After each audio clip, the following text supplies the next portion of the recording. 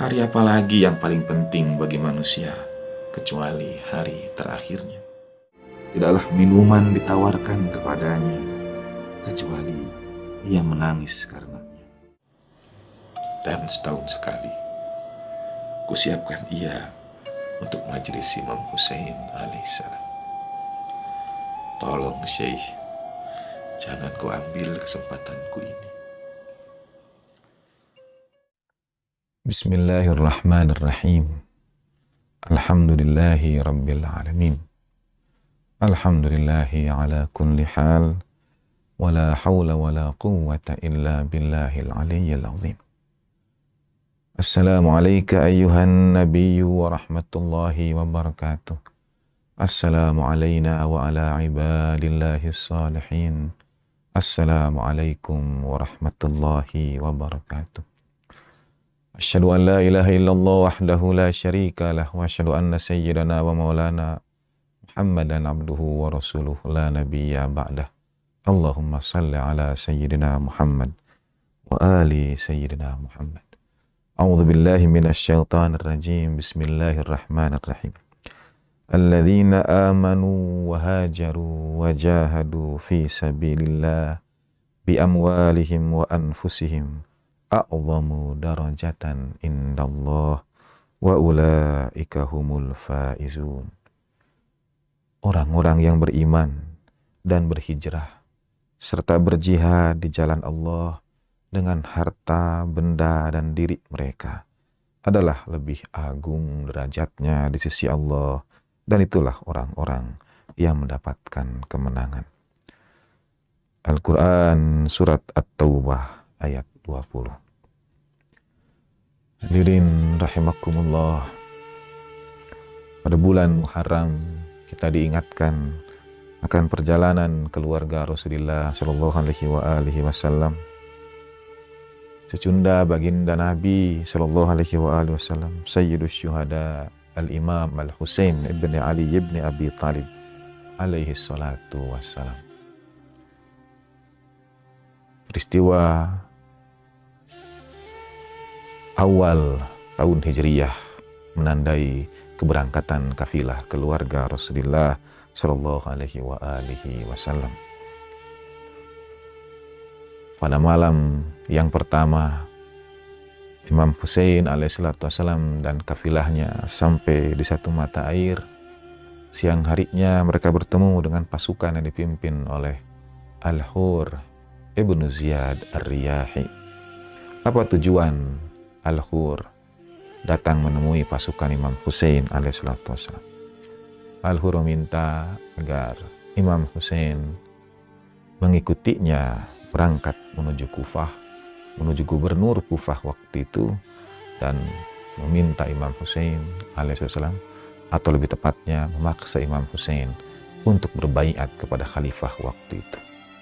Khalifah waktu itu penguasa di kota Syam waktu itu, yang menjadi pemimpin, yang menisbatkan dirinya sebagai pemimpin kaum muslimin adalah Yazid ibni Muawiyah. Kitab-kitab sejarah menuliskannya sebagai sosok yang gemar minum minuman keras, bermain judi, dan perbuatan-perbuatan maksiat lainnya. Tentu sosok seperti ini tidak pernah akan mencerminkan kemuliaan Islam. Dan Yazid waktu itu meminta agar Imam Hussein alaihissalam menunjukkan kesetiaan kepada Yazid, berbaiat kepada Yazid.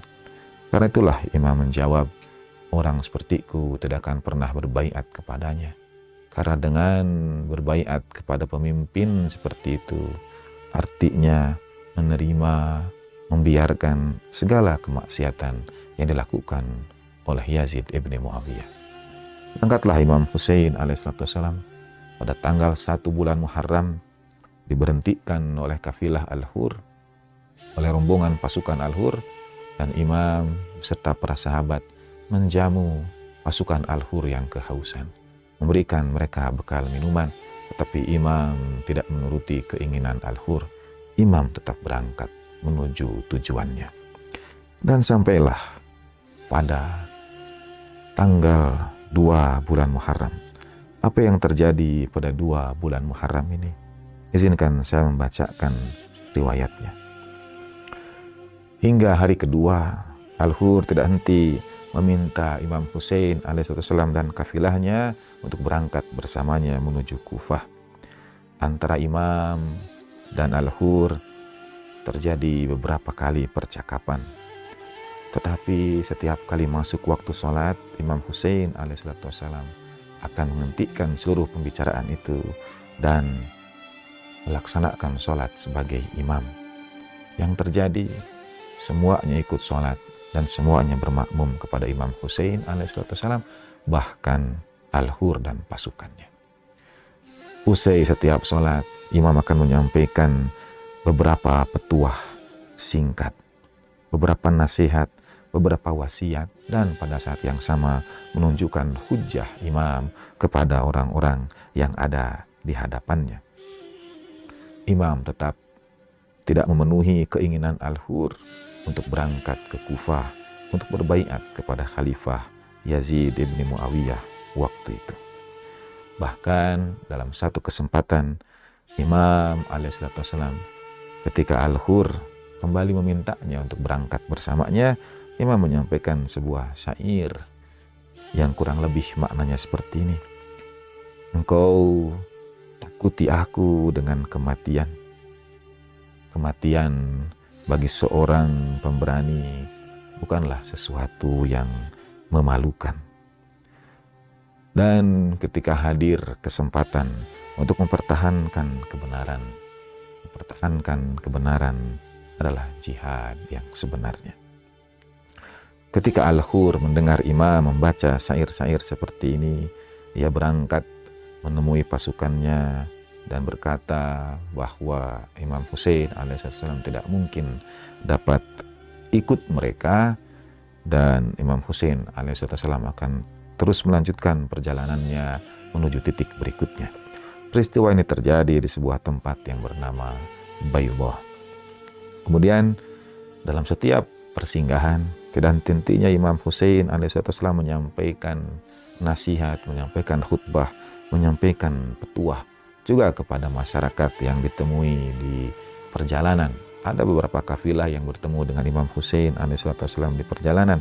Di antaranya ada kafilah yang diwakili oleh seorang kaya raya yang ketika bertemu dengan Imam Husain alaihissalam dan mengetahui apa yang terjadi, ia memilih untuk tidak bergabung bersama pasukan Imam Husain alaihissalam, tetapi menyerahkan kuda miliknya untuk dibawa oleh Imam Husain, serta imam menolaknya. Kalau yang bersangkutan tidak berangkat bersamanya, imam juga menolak pemberian kuda daripadanya. Dan kelak orang ini menjadi orang yang sangat menyesal sekali karena tidak bergabung untuk menjawab permintaan imam zamannya, Imam Husain alaihissalatu wassalam. Kalau engkau tidak berikan dirimu, hartamu tidak memberikan manfaat apapun untukku. Dan malam sebelum berangkat esok harinya menuju tanggal 2 Muharram ini, Imam Husain alaihissalatu wassalam meminta agar sahabat-sahabat beliau, keluarga beliau memenuhi tempat-tempat air, memenuhi kantung-kantung air. Dan ketika Imam Husain alaihissalam beristirahat malam itu, tiba-tiba Imam Husain alaihissalam terbangun. Di samping beliau ada Hazrat Ali Akbar, putra Imam Husain alaihissalam. Imam terbangun, dan ketika terbangun Imam mengucapkan kalimat istirja, inna lillah wa inna ilaihi rajiun. Inna lillah wa inna ilaihi rajiun. Kalimat itu Imam sampaikan 2 kali.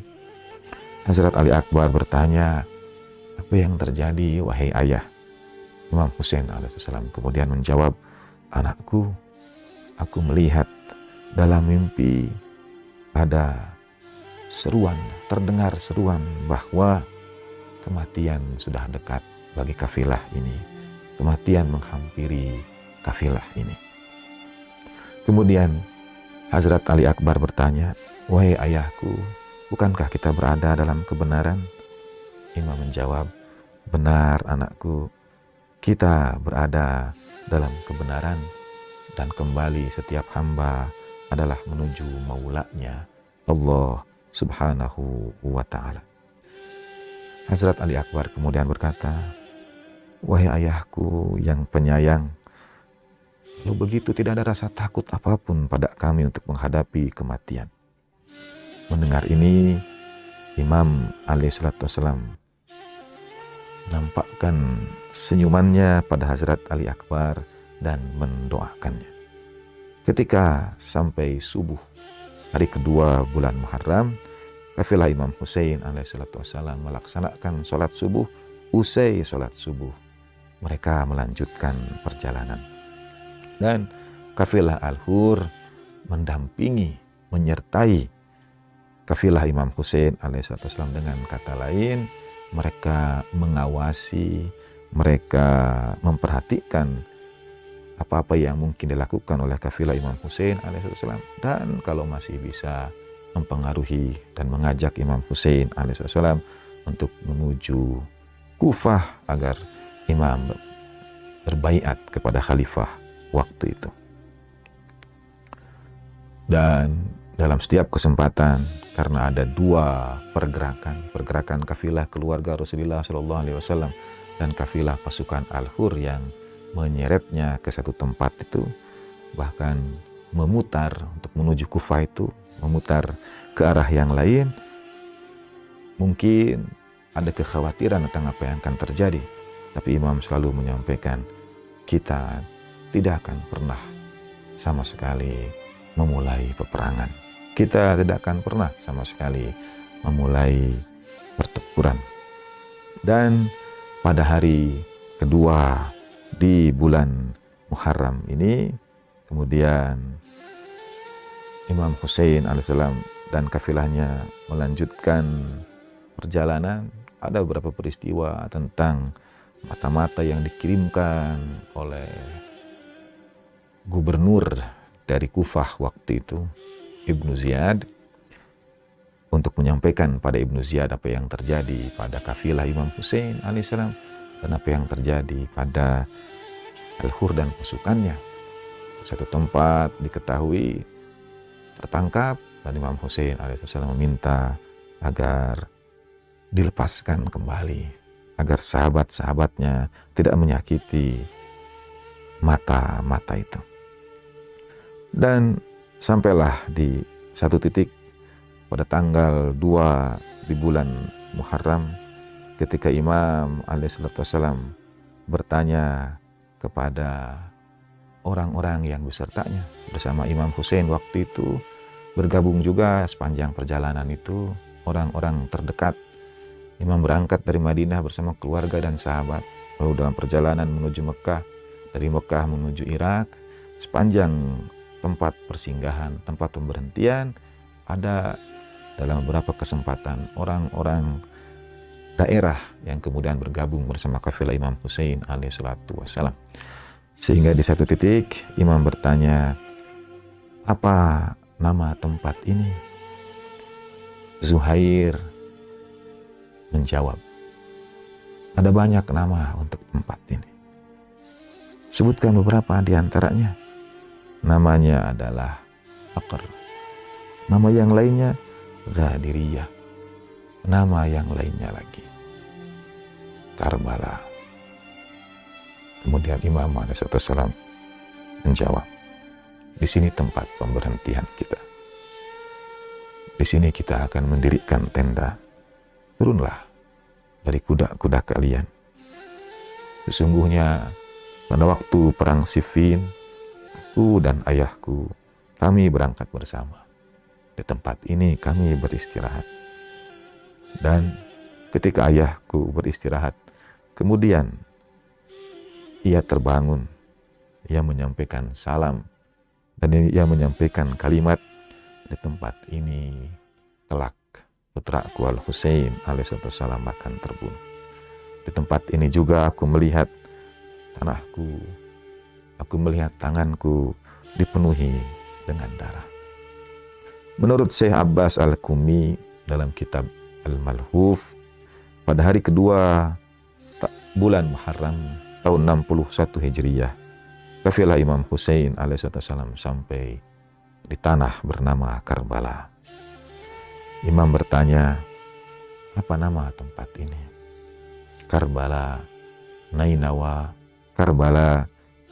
Dan ketika nama Karbala terdengar, Imam berkata, Allahumma inni a'udzubika minal karbi wa bala. Allahumma inni a'udzubika minal karbi wal bala'i. Ya Allah, aku berlindung kepadamu dari segala kesusahan, segala duka cita dan bencana. Karbala, karbun wabala, duka cita dan bencana.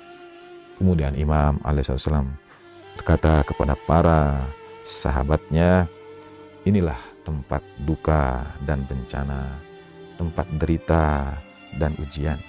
Turunlah kalian dari kuda-kuda kalian, dirikanlah tenda. Disinilah tempat tertumpahnya darah kita. Disinilah tempat yang akan menjadi kuburan dan pusara kita. Hari kedua di bulan Muharram, kafilah Imam Husain alaihissalam sampai di Karbala, mendirikan tenda untuk menjemput apa yang sudah dinubuatkan oleh baginda Nabi Rasulullah Shallallahu Alaihi Wasallam oleh Sayyidina Ali bin Abi Thalib karamallahu wajhah wa alaihi salatu wassalam. Assalamu alayka ya Aba Abdillah wa alal arwah allati halat bifinaik. Alayka minna salamullah abadan ma baqina wa baqiya al-lail wan nahar. Wa la ja'alahu Allahu akhiral ahdi minna li ziyaratikum. Assalamu ala al-Husain wa ala Ali ibn al-Husain wa ala awladi al-Husain wa ala ashabi al-Husain wa rahmatullahi wa barakatuh. Ya laitana kunna ma'akum wa nafuza fawzan azima. Wa ma taufiqi illa billah, alaihi tawakkaltu wa ilaihi unib. Wa sallallahu ala sayyidina Muhammadin wa ali tahirin walhamdulillah rabbil alamin. Wassalamualaikum warahmatullahi wabarakatuh. Sahabat, kenanglah derita berat yang kini menyesakan ruang batinmu.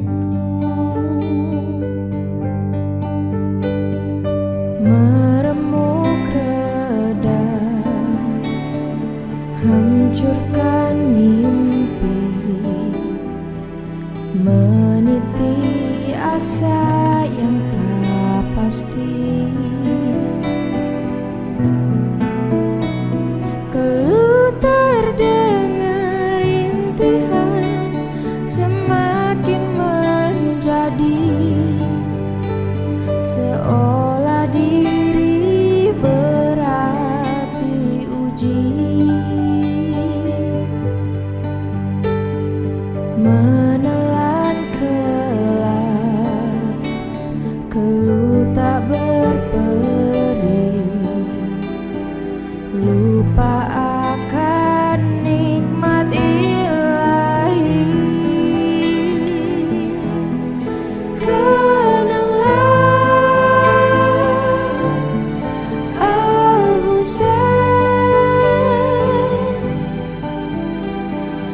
derita sebagai tanda cinta. Ya Husain, ya Husain,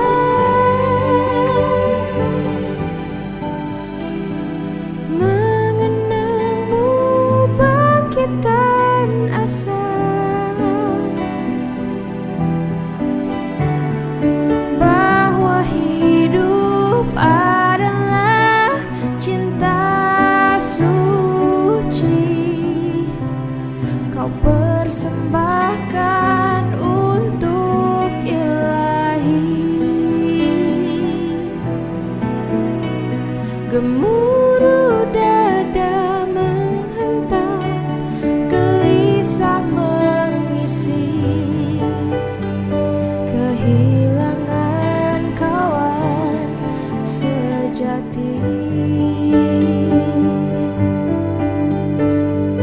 cintamu pada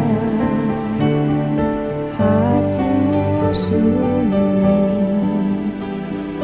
hilang semua harga diri.